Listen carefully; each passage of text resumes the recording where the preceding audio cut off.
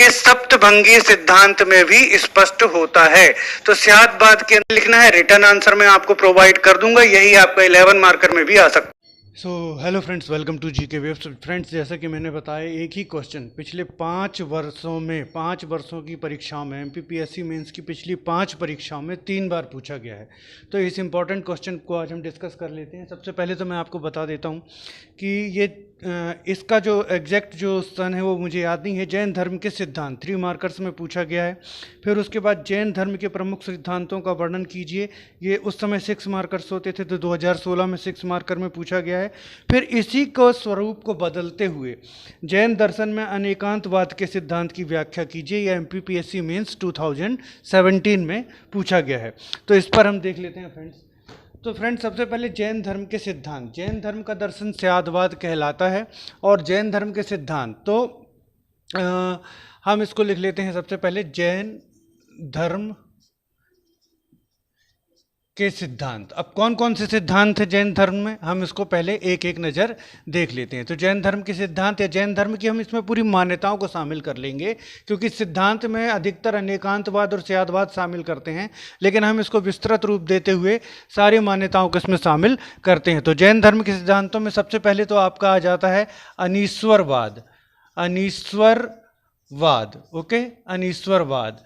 फिर उसके बाद आ जाता है आपका आत्मवाद। आत्मवाद, ओके, आत्मवाद।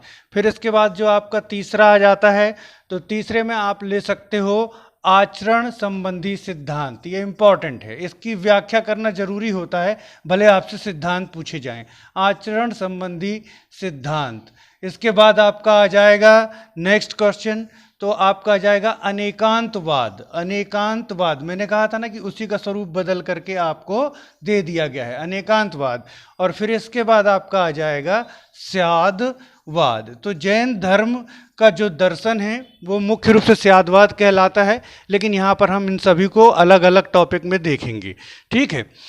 तो सबसे पहली बात आती है अनीश्वरवाद। तो जैन धर्म जो है वो ईश्वर और वेदों की सत्ता को स्वीकार नहीं करता है। उनके अनुसार यदि वेद जो हैं अपौरुषेय हैं, तो क्यों उसमें बलि, कर्मकांडों और स्वार्थ की भावनाओं को भी बल दिया गया है। तो जैन धर्म वेदों की जो है आपकी अनीश्वरवाद को मानता है और वेदों की सत्ता को स्वीकार नहीं करता। आत्मवाद, जैन धर्म आत्मवाद में जो है विश्वास करता है। उनके अनुसार आत्मा ही जो है वो क्या है, परमात्मा है। यहाँ पर एक बात ध्यान देने की योग्य है कि जैन धर्म अनेक सत्ताओं को स्वीकार करता है, और इसी से ये निकल करके आता है कि जैन धर्म अनेकांतवाद तो है ही, अनेकात्मवाद भी है। मतलब वो भिन्न भिन्न आत्माओं की सत्ताओं को स्वीकार करता है। तो एक आत्मा की जगह भिन्न भिन्न आत्माओं को वो स्वीकार करता है। आचरण संबंधी नियम, तो जो जैन धर्म में आचरण संबंधी नियम दिए गए हैं जो विभिन्न तीर्थंकरों द्वारा हुए, उसमें कौन कौन सा आ जाता है, सत्य, ठीक, पहला आ जाएगा सत्य। 5 अणुव्रत जिनको हम कहते हैं, तो आचरण संबंधी नियमों में 2 आ जाएंगे, 5 अणुव्रत और 5 महाव्रत। सत्य। दूसरा आपका आ जाएगा अहिंसा। अहिंसा। तीसरा आ जाएगा आपका अस्तेय, ओके, इन सभी के बारे में तो आपको मालूम ही है, तो व्याख्या करने की जरूरत नहीं है। चौथा अपरिग्रह, अपरिग्रह आ जाएगा। और 5वां जो महावीर स्वामी ने जोड़ा था वो कौन सा है आपका, ब्रह्मचर्य, है ना। तो ये 5 अणुव्रत आ गए आपके, ये हो गए आचरण संबंधी सिद्धांत। आचरण संबंधी सिद्धांत। अनेकांतवाद, अब इसको, ये जो 2 सिद्धांत हैं आपके बहुत इंपॉर्टेंट हैं, इनको अच्छे से समझ लीजिए। अनेकांतवाद आपसे 2017 में स्पेसिफिक टॉपिक के रूप में पूछा गया है।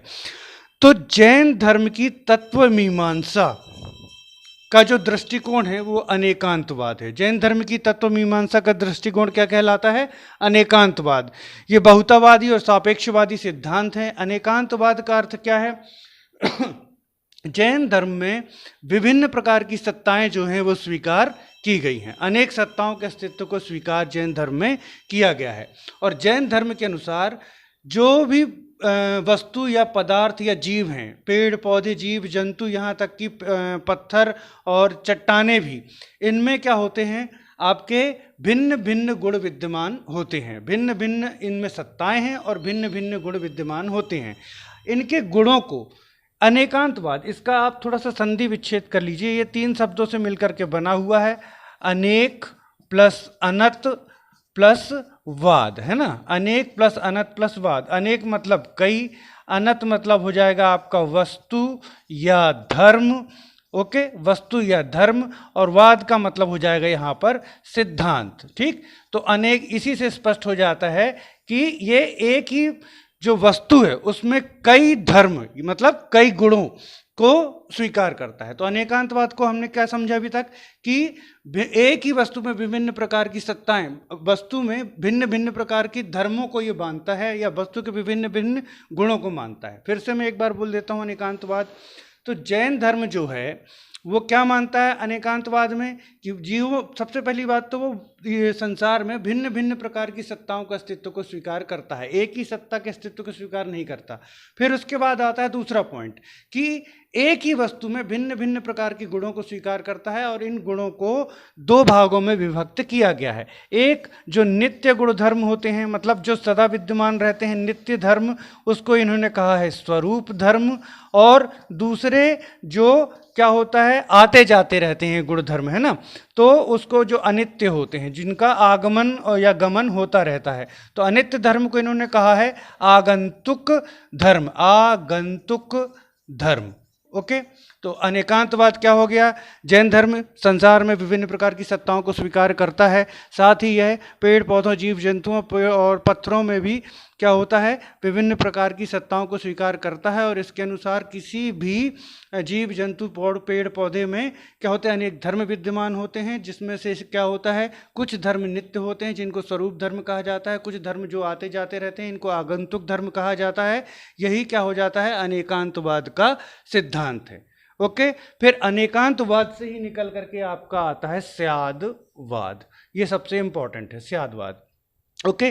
तो स्यादवाद क्या है, हमने देखा कि जैन धर्म एक ही वस्तु में विभिन्न प्रकार के धर्म मानता है, कि एक ही वस्तु में बहुत सारे धर्म विद्यमान होते हैं। तो इस कारण जैन धर्म की मान्यता है कि जो सामान्य मनुष्य है वो किसी वस्तु के बारे में पूर्ण रूप से सत्य कोई बात नहीं कह सकता। किसी भी वस्तु के बारे में या किसी बात के बारे में, किसी विषय के बारे में पूर्ण जानकारी किसको होती है, कैवलिन को, कैवलिन। और कैवलिन को जो ज्ञान प्राप्त होता है उसको क्या कहा जाता है, कैवल्य। तो कैवलिन के अतिरिक्त सामान्य जन किसी भी वस्तु या विषय के बारे में पूर्ण सत्य रूप से कोई बात नहीं कह सकते, इसलिए उनको हर चीज के आगे क्या शब्द लगाना चाहिए, स्यात् लगाना चाहिए, अर्थात शायद, ओके।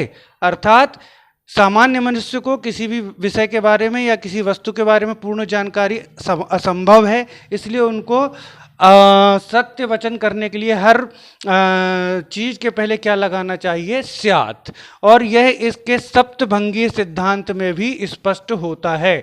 तो स्याद्वाद के अंतर्गत ही आ जाएगा सप्तभंगीय सिद्धांत, ये कहाँ पर आ जाएगा, स्याद्वाद के अंतर्गत ही। तो स्याद्वाद में अभी तक आपने क्या समझ लिया कि एक ही वस्तु के अनेक गुणधर्म होते हैं जो कि कैवलिन को ही ज्ञात हो सकते हैं। सामान्य मनुष्य के लिए इसमें पूर्णतः सत्य रूप से कोई बात कहना असंभव है, इसलिए मनुष्य को हर बात के पहले स्यात् कहना चाहिए। स्याद्वाद से सप्तभंगी सिद्धांत का जन्म होता है।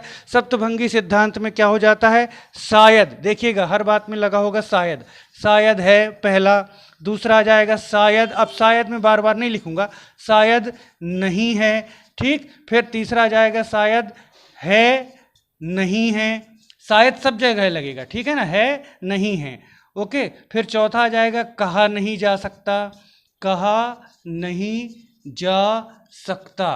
पांचवा क्या आ जाएगा, पांचवा आ जाएगा शायद है पर, अब ये आ जाएगा कहा नहीं जा सकता, शायद है पर कहा नहीं जा सकता। छठवा शायद नहीं है पर कहा नहीं जा सकता। और सातवां जाएगा शायद है नहीं है पर कहा नहीं जा सकता। तो ये 7 सिद्धांत जो आपके कहलाते हैं ये सप्तभंगी सिद्धांत कहलाते हैं। और इस प्रकार से स्याद्वाद आपका ये कहता है कि कैवलिन के अतिरिक्त सामान्य मनुष्य किसी भी जीव या किसी वस्तु के बारे में पूर्ण रूप से सत्य रूप से कोई बात नहीं कह सकता, इसलिए हर बात के पहले स्याद् लगाना चाहिए। वस्तु के अनेक गुणधर्म होते हैं जिनसे कि अन्य सप्तभंगी सिद्धांत का जन्म होता है। शायद है, शायद नहीं है, शायद है नहीं है, कहा नहीं जा सकता, शायद है कहा नहीं जा सकता, शायद नहीं है कहा नहीं जा सकता, और शायद शायद है नहीं है, कहा नहीं जा सकता। तो ये जैन धर्म का जो आपका सिद्धांत, ये किस में बना हुआ था? ये 5 मार्कर में आपका बना हुआ था, ठीक है ना। तो 5 मार्कर में इसको कैसे लिखना है रिटर्न आंसर में आपको प्रोवाइड कर दूंगा, यही आपका 11 मार्कर में भी आ सकता है। तो आपने ये देखा कि एक ही प्रश्न, अनेकांतवाद आया 2007 में, मैंने अनेकांतवाद भी आपको बहुत अच्छे से समझा दिया। आपने देखा एक ही प्रश्न क्या बना, 3 बार बना। लेकिन अब आपको ये ध्यान रखना है कि ये प्रश्न 3 बार बन गया, वेरी इंपॉर्टेंट है, लेकिन इसके साथ ही इसी से सिमिलर भी बन सकते हैं। अब मान लीजिए आपको इसी तरह से एक क्वेश्चन आ सकता है कि अब जैन धर्म के बारे में तो पूछ लिया गया, बौद्ध धर्म के सिद्धांतों की विवेचना कीजिए। बौद्ध धर्म के सिद्धांतों की विवेचना कीजिए। तो बौद्ध धर्म के सिद्धांत कौन कौन से हो जाएंगे? पहला तो वही अनीश्वरवाद। अनीश्वरवाद, अब ध्यान रखिएगा, जैन धर्म अनेक सत्ताओं को स्वीकार करता है, मतलब भिन्न भिन्न आत्माओं को, लेकिन बौद्ध धर्म अनात्मवाद। बौद्ध धर्म क्या होता है? आत्मा को स्वीकार नहीं करता। तीसरा आ जाएगा क्षणिकवाद। क्षणिकवाद, ओके। चौथा आ जाएगा प्रतीत्य समुत्पाद, जिसके बारे में एक शॉर्ट चर्चा हमने क्या की है, पिछले क्वेश्चन में की है, ओके। तो ये आ जाएंगे बौद्ध धर्म के सिद्धांत, इनको भी आप प्रिपेयर करिए। इसका मैंने आपको 5 मार्कर और 11 मार्कर में लिखने लायक बता दिया। 3 मार्कर का मैं आपको पिछली ही क्लास में डिस्कस कर चुका हूँ, जो 3 मार्कर में ये आया है कि उसको कैसे लिखना है। सो ओके फ्रेंड्स, ये था आज का हमारा VIMP क्वेश्चन, 3 बार बन चुका है और आगे चांसेज इससे रिलेटेड आने के भी हैं। तो आप बौद्ध धर्म को भी इसी पैटर्न पर तैयार करके रखिएगा। Thanks for watching.